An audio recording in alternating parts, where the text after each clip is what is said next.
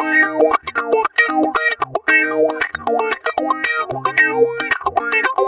all, this is Shane. Now my favourite Telecaster, this 52 reissue, has had a major problem with it since I've had it, and it's progressively gotten worse. Now what will happen is the volume will either completely drop out or I'll get some huge interference or electrical noise. And after pretty much rewiring everything and making sure everything's still set up fine, I've come to the conclusion that it's this back pod.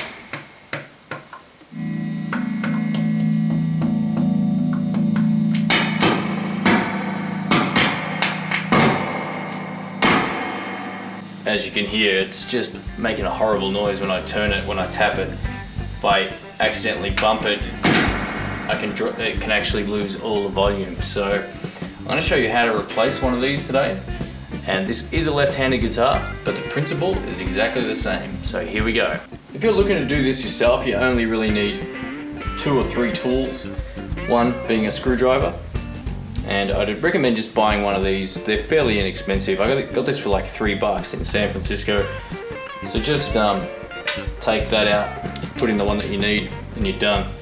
So I'm gonna unscrew the plate.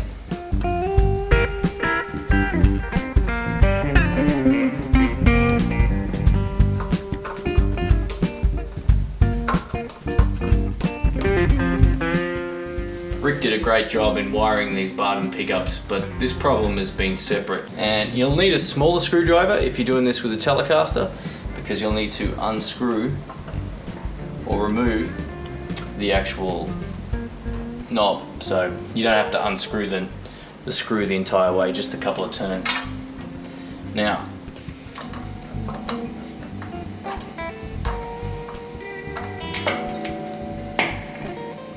it's gonna go skits as soon as I start doing this.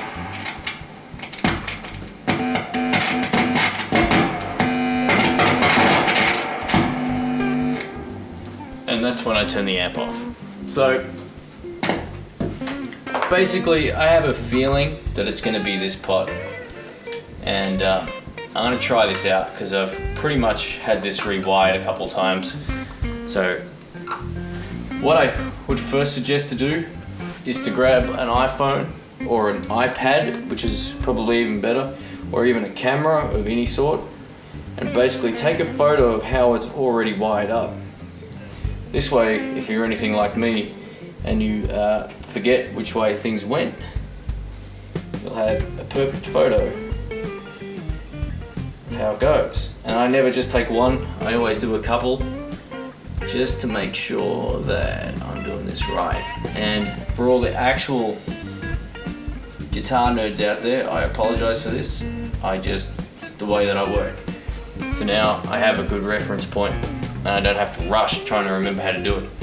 So I've been firing up my soldering iron, so I'm going to undo what's already been done.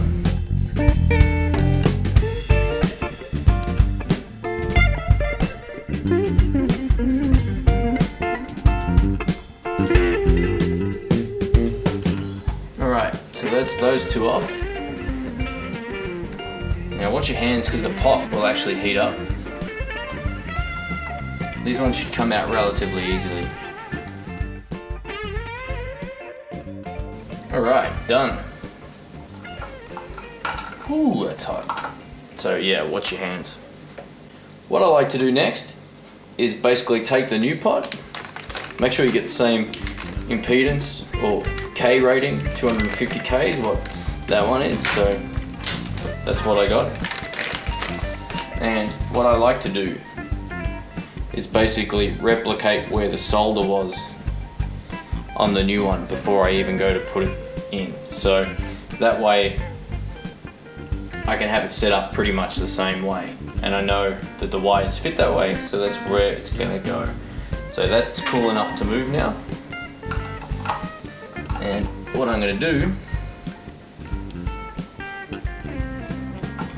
is start just by grabbing my solder, which the case just broke for it, so now I've got to do it by hand, but here we go. So using the old one as my reference,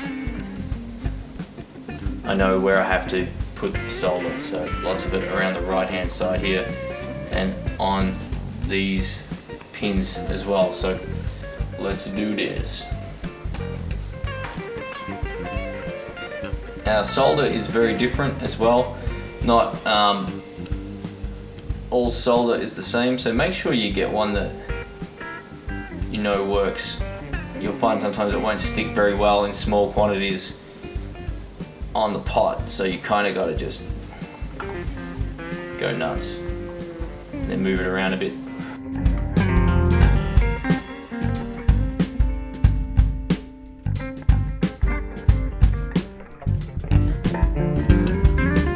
Spread that out. Yeah, I'm not the best at this in the world, but it'll be alright. Alright, done. Now, this is when I reference my picture, because I remember that only 2 of the pins actually had the wires from them, so let me just reference that picture. And yeah, it's the back 2, so I don't really need to put any solder on this front one here, so let's do this. Yeah, I should probably put a cloth down, but I'm actually using this plate to protect the guitar. So done this a few times now with different guitars. So alright, done. Now the good thing about when you buy a Fender pot or a CTS pot that Fender use is it also comes with the little accessories. So if you choose, you can either use the same ones that you had, or decide to use the new ones. I only go with the new ones just because why not? Now I'm not sure whether or not I'll use this. The one that's in there should be fine. Actually, for now I'll leave that one on and we'll see how we go. So let's reference the picture. So basically there's only 2 wires that are going to go back onto. So the white one goes here. And that's it. Nice and easy. So let's do that right now.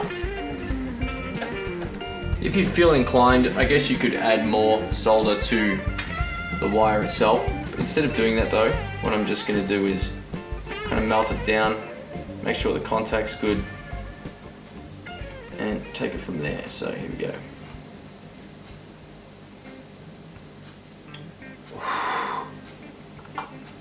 That's 100% in, no problems. Let's do this next one.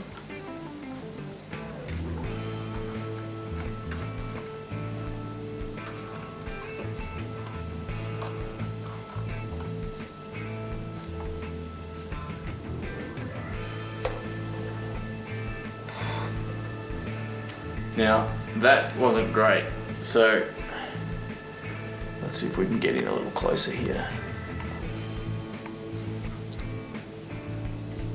What I'll need to do is sort of bend this.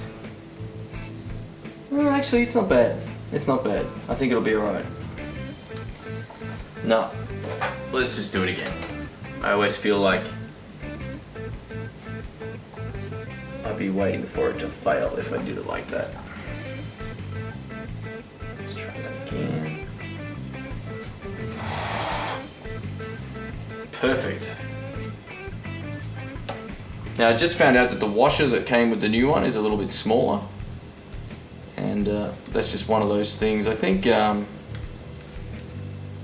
only real way to make sure is to call Fender and have the exact part from that exact guitar sent out. But look, really, I don't really care for that. As long as the impedance is the same on the pot and it's the same make, same model, these little differences, it doesn't really bother me at all. So this wire looks pretty good. It could probably use a quick meltdown here.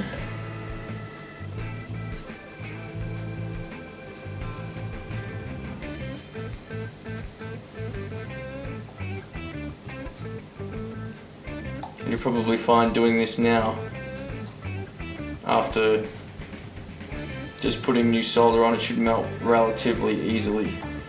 It'll take a minute still, but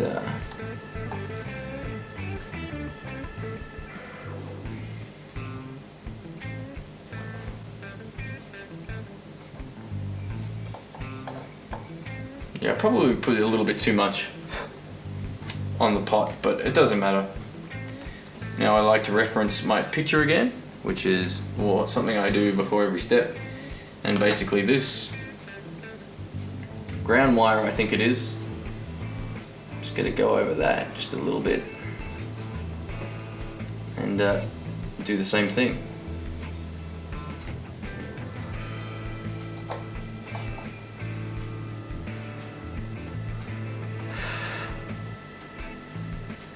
Alright, done. So that's basically it. Now, before I plug it back in, I'll let it cool for a second. Alright, so I reckon that's pretty good now. I'll grab my wrench, or as we call them, spanners, and tighten this up once I know that it's straight underneath. There we go. What I mean by straight is making sure that it's facing, I guess, the way that it did before, as well as just being in line with everything that I just did. So that should be pretty cool. And then we compact the wires down. The only thing now that hasn't been swapped is the actual jack that you plug the guitar into, like as in down there, and the switch. And so I'm going to try this out and just see how we go. So let's just screw all this back together.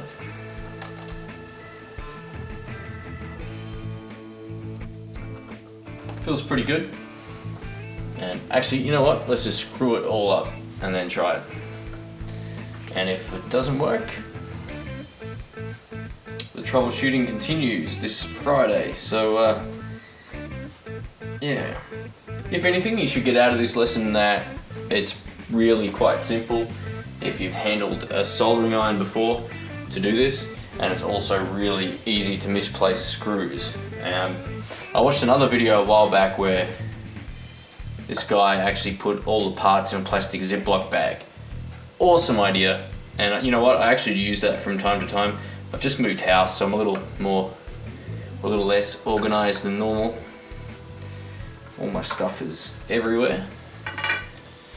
Alright, let's turn this on.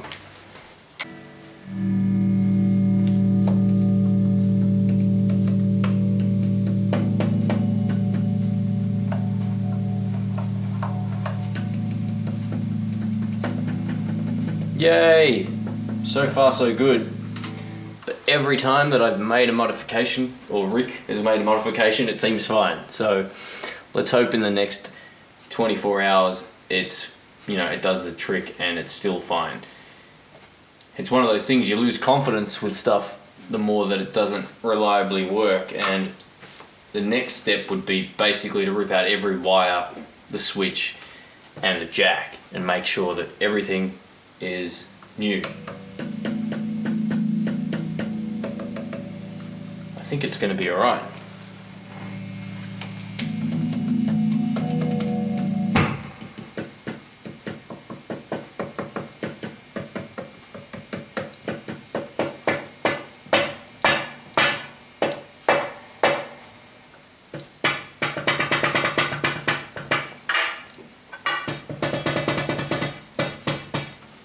That rattle you can hear is just all the crap I've got on my table rattling, so. Alright, let's give this the bash test. Now Rick could get this to fail just by smashing here, so let's try that.